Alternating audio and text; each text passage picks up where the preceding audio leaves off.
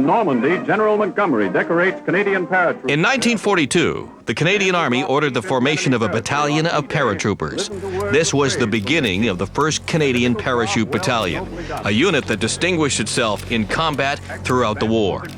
Over 60 years later, the Canadian Parachute Centre is going strong as 800 soldiers pass through their doors each year in an attempt to land one of the most sought-after positions in the Canadian military. This week, Truth Duty Valour travels to Trenton, Ontario to see just what it takes to become a Canadian paratrooper.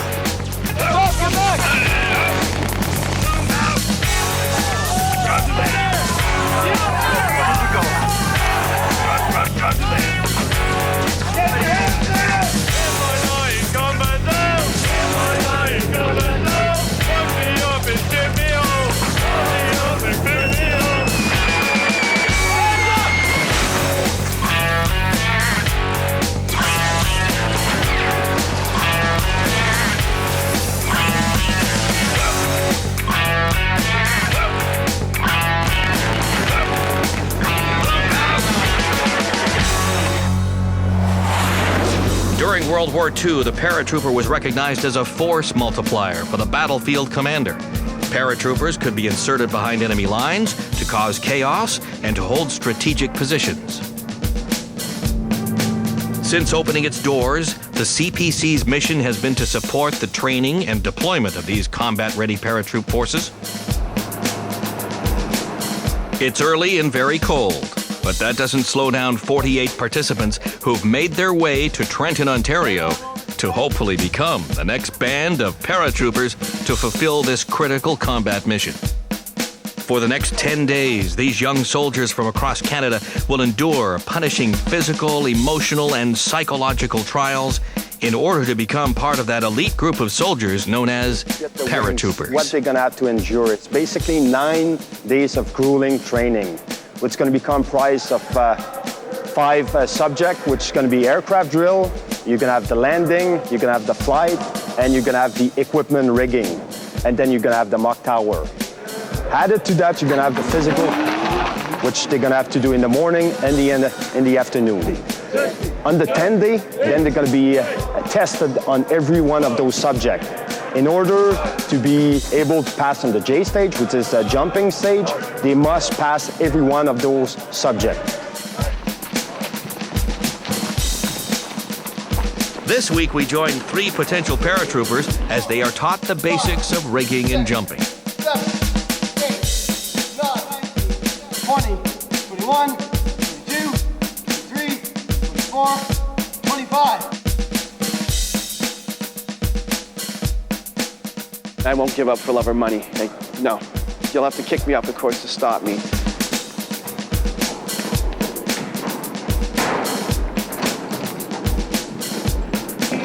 Go!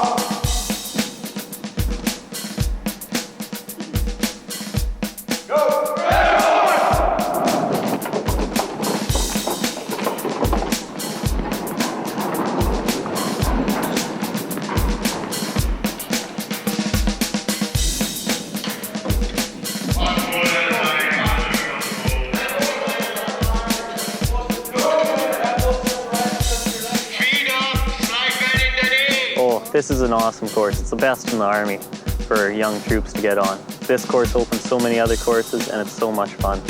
You can't get any better. I'm excited and scared, but it's going to happen. Together, and remember, at this point you would have all the equipment left with you.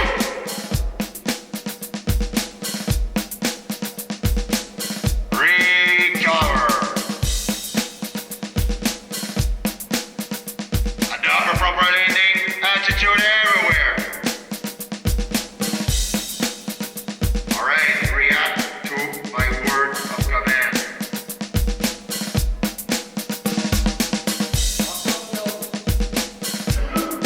You are in danger of landing in high tension lines. Prepare for part. Do not lift your feet. You want to get the muscle portion of the body ready for the obstacle. It's very important to me actually, because I cannot stay in my company unless I actually pass this course. because the whole company is all jump qualified, except for us new guys. It'd be a real gaggle if I didn't pass the course really.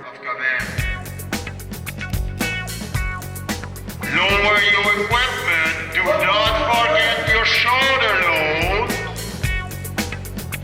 Lower your equipment. You are going to land against an obstacle. Stick around for more Truth, Duty, Valor right after this.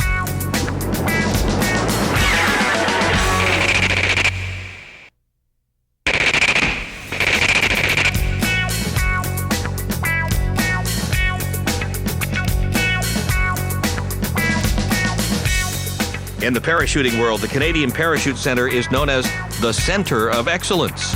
It provides the military with 13 different parachutist-related courses, such as aerial delivery, mountain operations, rappelling, patrol pathfinder, and all parachute rigger qualifications. The CPC also provides support to Air and Land Force training and operations through the provision of jump masters, parachute instructors, riggers, and DZ controllers, as well as equipment. We're standing right here now in the Canadian Parachute Centre. This is a training company area. The school itself moved down from Edmonton in 1996. What we run each year is we'll run 9 basic parachute courses. We run 6 military free-fall courses, 3 jump master courses for basic para. We run 3 FJM courses, which is a free-fall jump master, or the 6 parachute or the 6 MFP courses.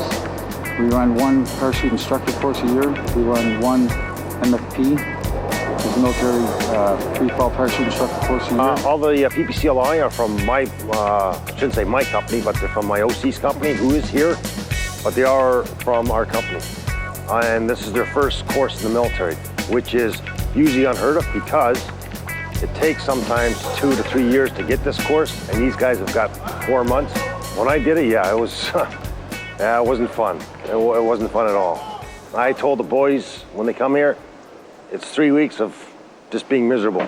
Get your shit Get your together. section, get your section key, get that off. You want to go to the Check medics, over your mates. you don't go Make like sure that. you're dressed properly. We're going to the rack. Make them move. 40, 50. There's a kind of a fraternity, a brotherhood within it, and it's not just the Canadian forces, it's worldwide. Each country has their own individual jumpers, and it's a pretty tight knit community. And when you do something like that, it's deep down inside you feel, well, I can do this, I can do anything. They're really hard, really hard guys, and most of us, we're all new guys, so I don't know, we haven't really seen all that many the older generation guys around. So they're pretty intimidating, most of them, that's for sure. I know you see them doing their drills and everything, you know exactly what they're doing. They have like hundreds of jumps. They're really checked out soldiers, so it's actually really good to have them teaching us, for sure. It's scary, but it's good. Right now it's basically a review class on the equipment, what they have been taught in the past 10 days on how to rig their equipment in order to jump out of an aircraft.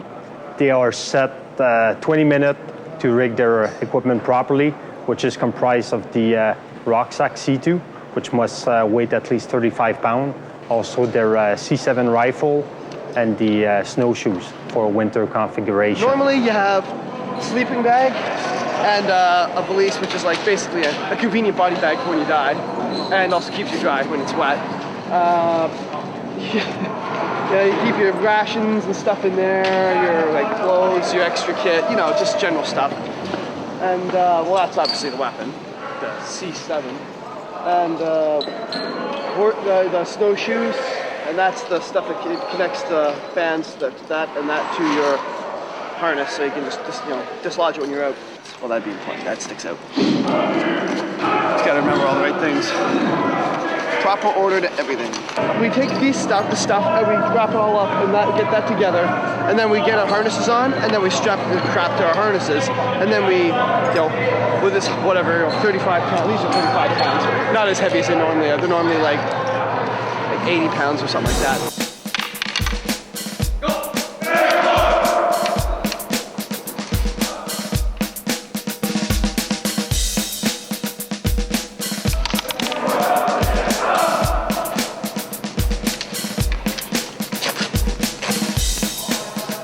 The reason why they all work on the same piece of equipment at the same time is because this is a set pattern, a sequence that we teach them.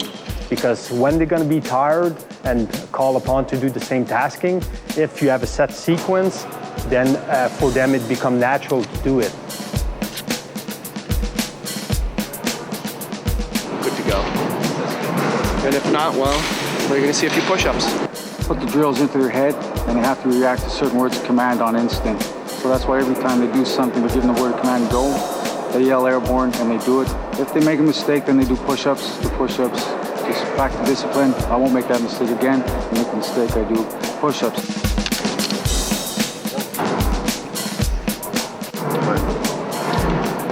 Take out your roll, put that back in your cage here, and keep your pels as is. Don't dismantle it. Happy that I didn't have to earn those push-ups, but yeah, I know my stuff in this particular aspect of it. I'm good to go on this one.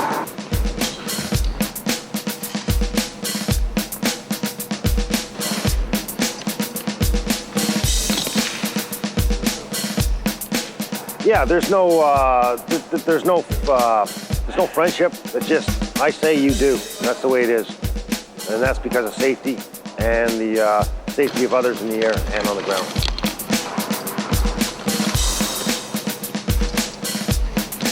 Getting dressed is always the biggest pain in the butt, right?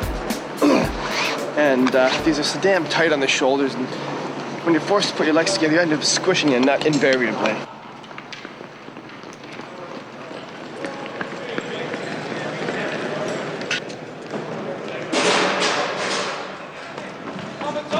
Seatbelts on.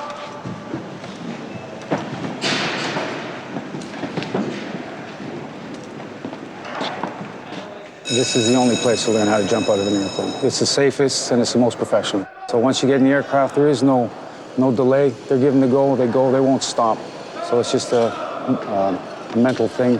Once they're told what to do, they do it, and it works for safety. They're taught safety and all of that stuff. So once it's done, they just go out and do it. You don't have to worry about it. This afternoon, we're going through a number of our landing rolls where they accomplish, where we get the instructors teach the students their four rolls, which are the front, left and right, and rear, left and right rolls. A landing is probably where most of the parachutists will get injured. This is one of the crucial tasks that they have to learn.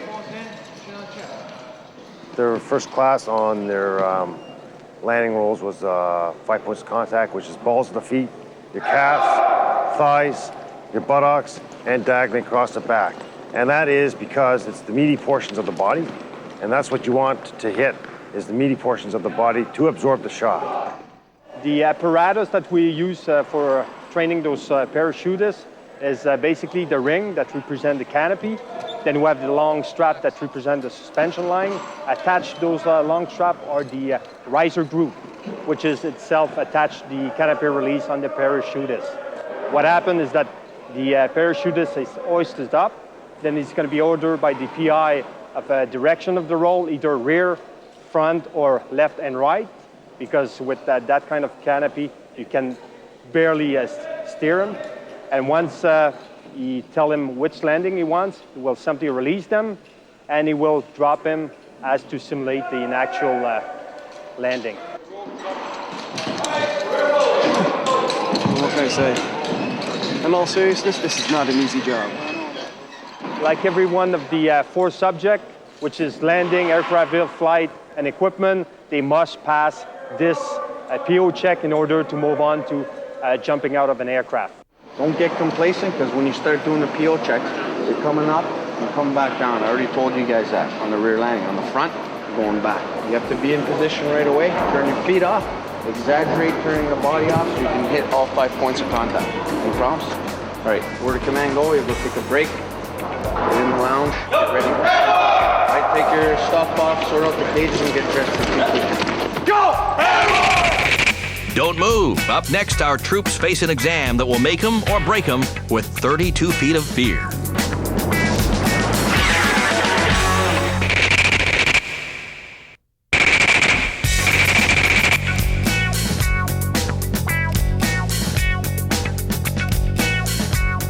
So all of the parachutes that you've seen in the last week with the basic parachutist students Those parachutes are all Canadian Troop 1 parachutes.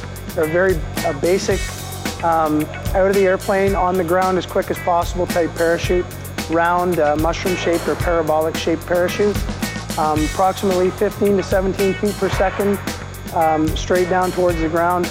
On the ground, hits quite hard on the ground, and guys roll it up, put it in the truck, and it gets shipped back to us here at the Support Company, and we just carry on the process all over again. This morning, our troops are driven to a building called the Mock Tower, a 32-foot wooden structure designed specifically to simulate the drop out of a CC-130 Hercules aircraft. Although its height seems relatively stunted in comparison to the drops you will see throughout the jump phase, for some, it's just as frightening. You're always pumping them up, especially on mock tower phase, because of the 32 feet being the psychological fear of heights. Some guy in a white jacket a long time ago figured that out. So what he used for mathematics on that, I have no idea, but it usually freaks everybody out up in the tower. And my job there, and as well as my instructors on this course, is their job is to get them going. And if you get them pumped up, they'll exit properly. And if you can't motivate them, and if they don't want to be motivated, well then, I guess they're just going to fail it. Okay, there's individual placed at the bottom and in every level, waiting their turn to jump from the mock tower. It's not too bad when you're on the ground. You look up at it and you kind of look and you say, that's not really too far. And you move up your first set of flight of stairs, and you kind of look down and you're like, yeah, I can do this. I can jump out of this height. And make it your second way, and you're like, oh, I'm not even at the top yet. Each individual must perform at least 3 out of 5 good exit or a 4 out of 6. If they do not succeed, it's going to be a call upon the course warrant to give them an extra chance. If they cannot, then they'll be RTU. We're doing mass exits right now. It's just at least two people at a time. You're away from the one-wing position, and you give them the standby, and then you just go straight from there. Okay. And back up.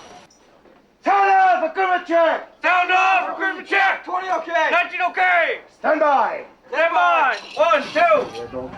Go. Go. 1, 2.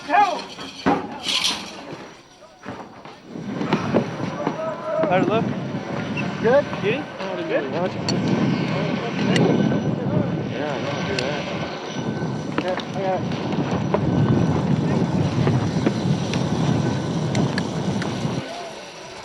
Let's go, boss. Come on in. The risers hit me in the face. Didn't really feel too nice, but the jump didn't feel too bad. But I know that happens every now and then, so what can you do? Recruitment check. Recruitment check.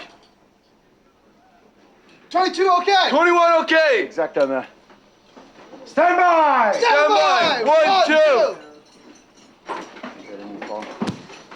Go. Go. 1, 2. 1, 2. It was interesting. Yeah, I don't even see, like my eyes are open, but I don't see it until like I'm actually bouncing. I don't know, I black out or something beats me. It's just, I don't even think about it outlook or nothing. Heights don't bother me. I don't care. I'm crazy, I guess. So what happens now? What happens now? I go over there and I see if I sucked or not. Troops are tested on all 4 areas: flight, landings, rigging of equipment, and aircraft drills. If they succeed, they will continue on to the J phase, or jump phase, allowing them to jump out of an aircraft. If they don't pass, they're gone. One thing that you have to note, even some people who attend a course and might not be able to pass it for different reasons, that doesn't make them any less of a soldier. It's not made for everybody, and I'm sure that people who do not manage to get their qualification are still pretty good at what they're doing. Our section commanders, they took us all aside right after each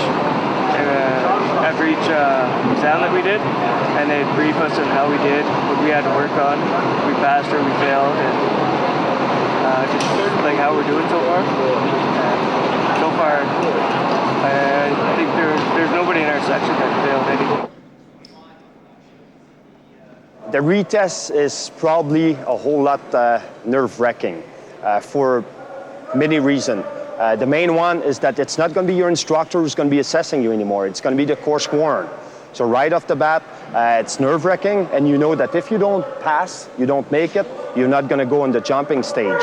So it's really nerve-wracking. Some people crumble under the pressure, and some other pass. And what we want for the paratroop world, we want people who are not affected by the pressure. It appears that you'll be landing in a wooded area.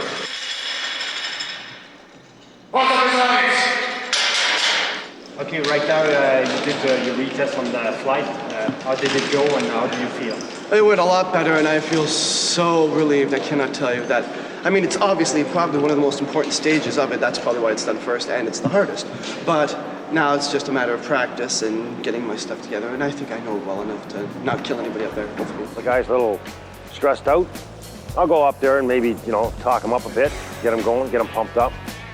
Tell him no worries. Do what you're supposed to do what you're told to do, and no problems. And for the majority of it, it worked out. We only had actually 5 retests total out of everything, which is very, very, very good. I was actually quite impressed with that. Will our troops take the ultimate plunge during the J phase? Find out next, right here on Truth Duty Valor.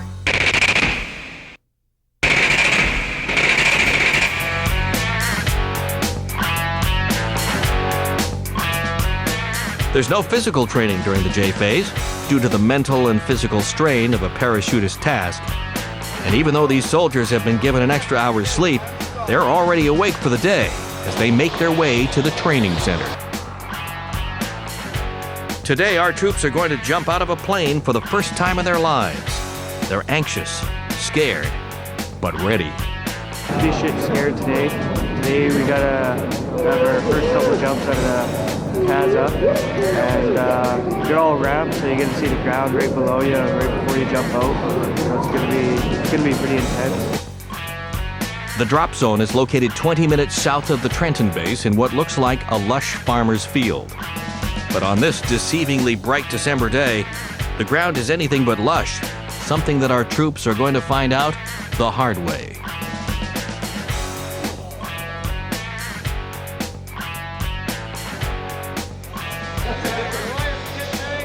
During the J phase, our troops have to successfully complete 6 parachute jumps from a height of 1,250 feet. The rest of us who've never really done anything like this before in our lives, and we're just kind of like, what are we even doing here? What do we get ourselves into? Interesting. I've never done anything like this before, and I don't know, really, it's hard to imagine getting into this.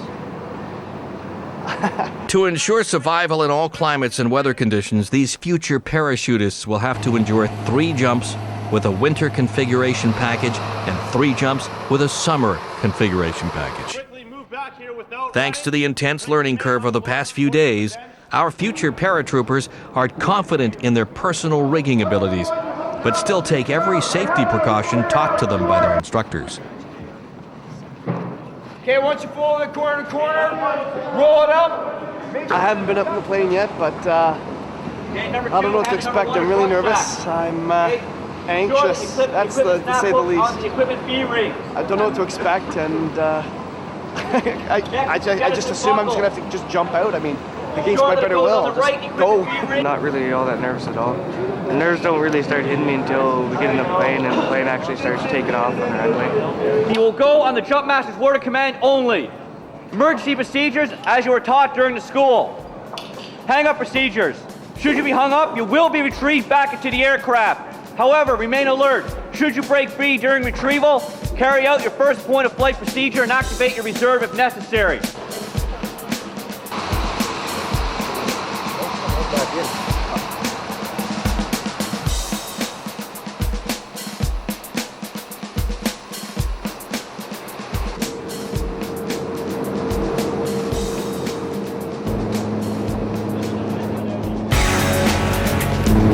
Stand up! Stand up! Right, turn out forward. Go down on one knee, put the seats up. Who are you? Airborne! Who are you? Airborne! All forward! All the way! Attaboy! Woo!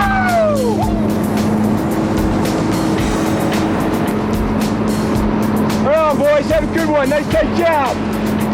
Move off the right-hand side of the ramp. Go! Go! Go!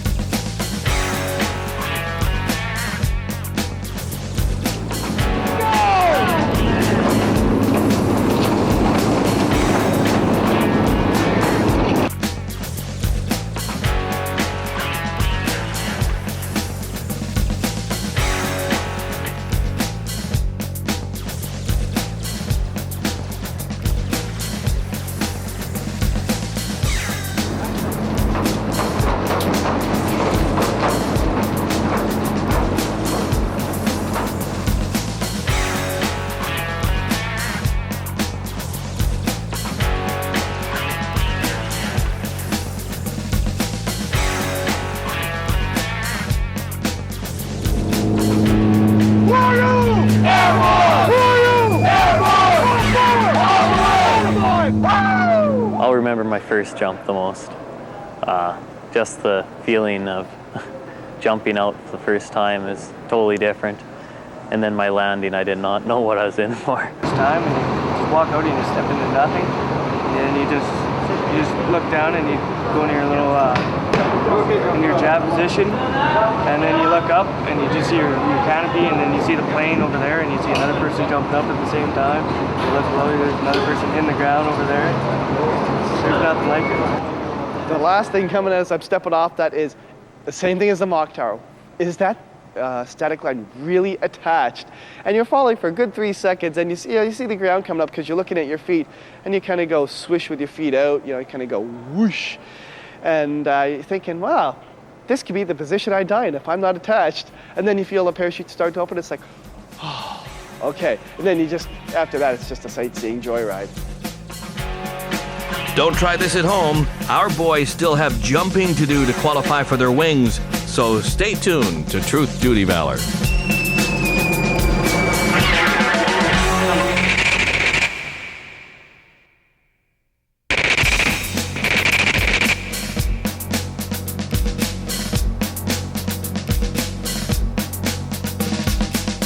With their first jump behind them, our soldiers make their way to the drop zone for their next set of jumps. Their first day jump jitters wear off as the early morning fog dissipates.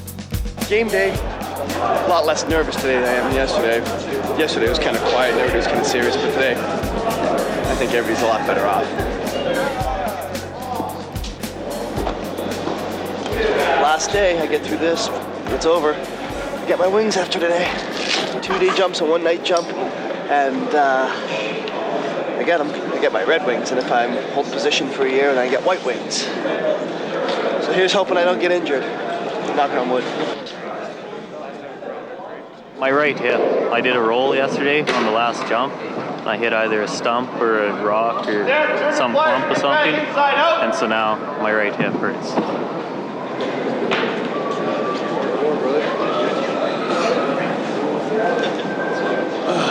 I want to stretch out because when I hit the ground and I arch my body, I don't want to be like a brick shithouse and end up breaking. I may break myself anyway, but try to make it as easy as I can. Yeah, I phoned home last night at 10 o'clock or whatever, and then my dad was asking how it's going and everything, of course, and first word out of my mom's mouth is, "Are you hurt?" That's all she ever worries about, but I think that's the most case for most of the guys here. Everybody usually phones home because your parents are all worried about if you're alright and how to feel like, and they're asking all the questions pretty much. Just want to know how it's like.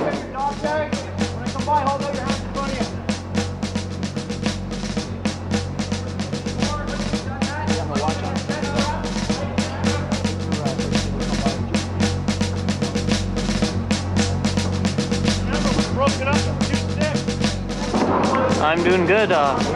Hurting a little bit from the first 2 jumps, but that's just because the ground's frozen, and so far doing good. I'm not going to say I'm used to it, but I've done it, so I can do it again. Turn her up. Turn her up on it. Don't be afraid to come board that button. That's nice.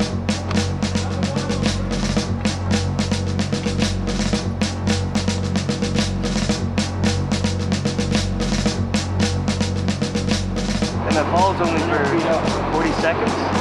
so you don't really have much time to be looking around and enjoying the view.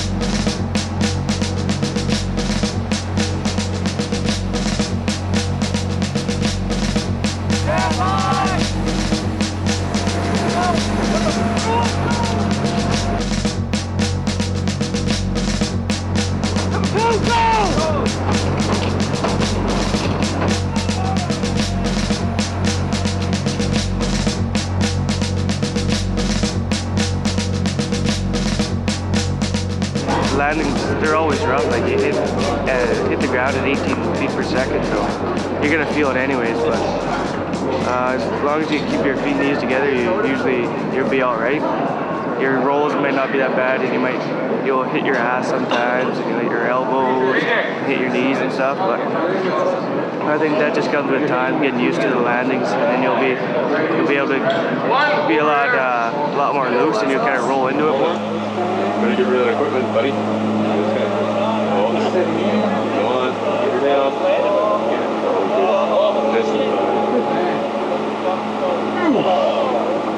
I don't know why we even do this sometimes. It just seems so crazy, but it's definitely a lot of fun.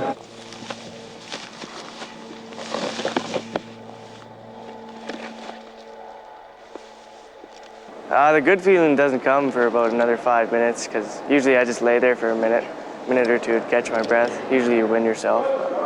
After that, you feel really good though. You're almost start to wind down so much because you've got so much adrenaline pumping in the airplane. And when you jump out, you have such a rush there when you fall for that 3 or 4 seconds. And you don't really have much time to really think about anything else. All right, chalk 6. What's gonna happen now is we're gonna fall in, get your kid over by the benches, and then we'll draw our mains and our reserves. All right, so call up your name, fall in proper chalk order. On this side of the bench, first man down at the far end. LeBlanc? Okay. Mallett? Okay.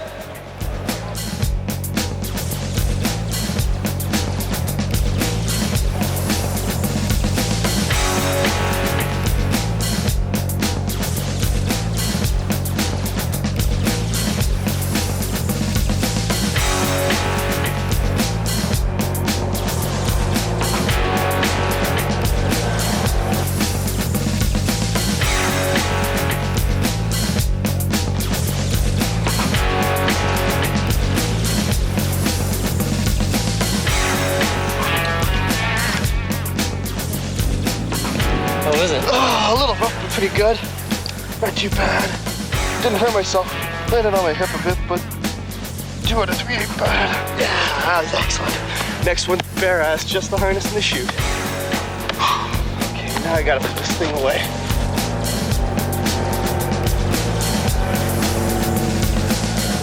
A little rough.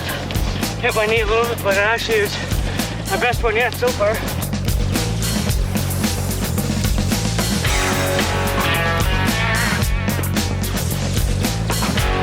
I did good. First good roll out of all 4 of them.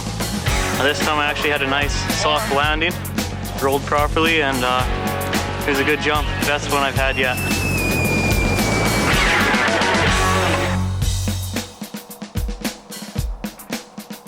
It was going pretty good. I landed a little funny, but it doesn't really seem to matter how you land as long as you keep your feet and knees together and you seem to be relaxed. Because I've had a couple jumps that weren't like normal, like come out wondering why I'm not hurt, and I've been thinking about it, and I think it's just as long as you keep your body relaxed and don't resist. I was like, yeah, that one didn't hurt at all. I was coming up and I was thinking I'm gonna hit a creek. I was like, oh, no, it's gonna be good. I'm ready for my next jump, which is just the harness, the chute, and that's it. Jump out. 5 feet away. So yeah, I'm done with pulling sledge. It doesn't matter. Whatever chute I got, I'm just gonna feet and knees together. Pray to God, eh? God, don't let me do a right landing. God, don't let me do a right landing.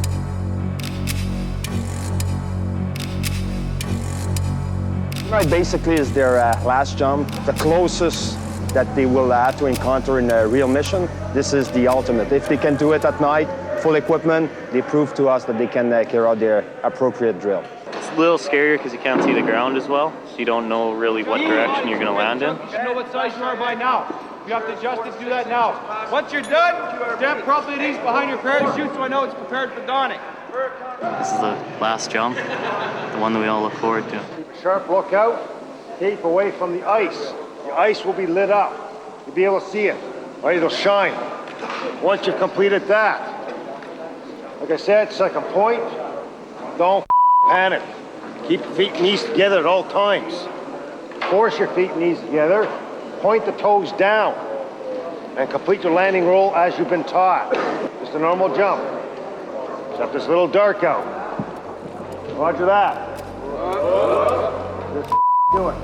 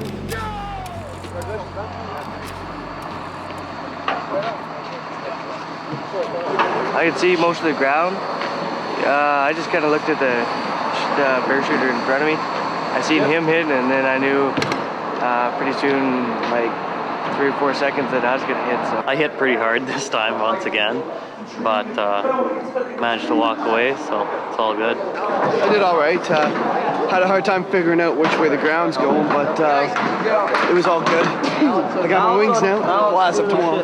I'll hit the ground, and I'm like, you know, systems check, everything's good, and then, all right, I'm airborne.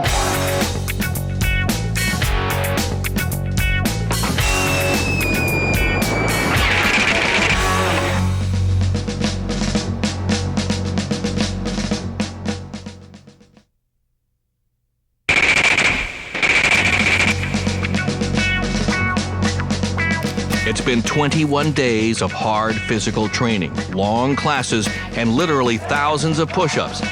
Finally, these soldiers have reached their ultimate goal. They are now officially qualified Canadian paratroopers. And although they're tired and sore, you can't help notice how big their smiles are or how tall they walk. I'm reminded of a song from The Greatest American Hero. You know, that Believe It or Not, where I'm walking on air. Don't know why it's cheesy. I never happened to, what's his name? William Catt, that was him. But it was a very entertaining show.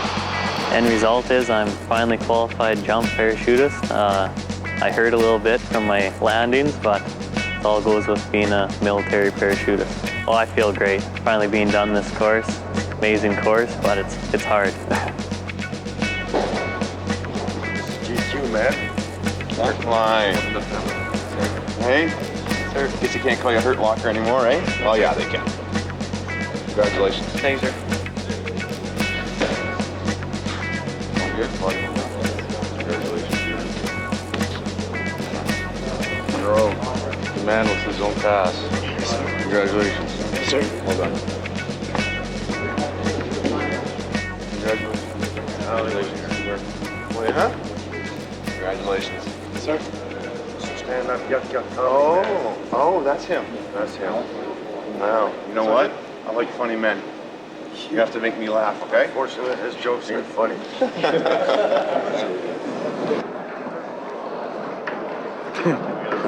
How's it feel, really? Oh, I can't describe it. I finally got through this. I would have thought within the year of just starting the Army, I'd be airborne by the end of it. If anybody would ask me, I would have said, yeah, whatever. But the truth is stranger than fiction. Here I am, airborne. I am so proud. I can't tell you. It's just, I've come so far, and I've done one of the a course that so many people want to do, that the fact that I got it is beyond me, and I passed it, which is an incredible sensation. These gentlemen here are qualified to jump from a CASA 212, which is what they jumped the last couple of days. When they go back to the unit, they'll be qualified to jump CC-130 Hercules aircraft, Griffin, twin-engine Otter, anything that fixed-wing aircraft that can dispatch static line troops, these guys can jump out of it. Live, you die. I mean, when your ticket's up, and mine's not up yet.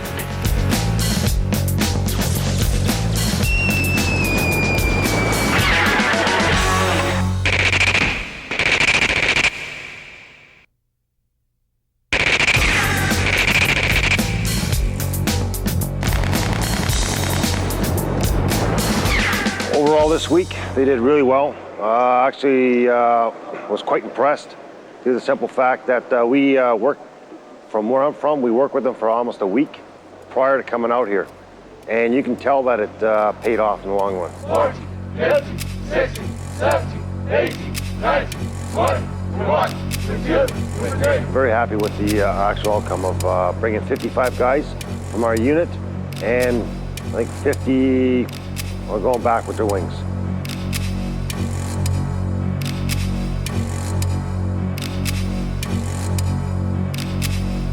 This is the only course that you really remember in your military career. I can remember back 77 like it was yesterday. The instructors, the people on the course, and then you'll run into these guys throughout your career, and this is what you'll talk about.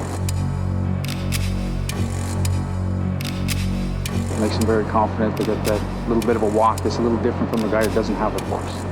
Okay, at this time, on behalf of the commanding officer of the Parachute Center and all members, especially the parachute instructors that have put you people through your training, 5 JMs qualified. We have 83 basic paras. Welcome to the Airborne family. Congratulations. I feel great. All I can say is Airborne. I just love the fact that I got through this. It's like, if you asked me a year ago, you're going to be Airborne by the end of it, I just would have given you one of those. Yeah, are you for real looks? Because I would never have thought that. We're going to have a lot of good memories here. A lot of good memories here. They'll always remember it. They'll always stick together. It's very close friendships and bonds that built here. And it starts right here in CPC.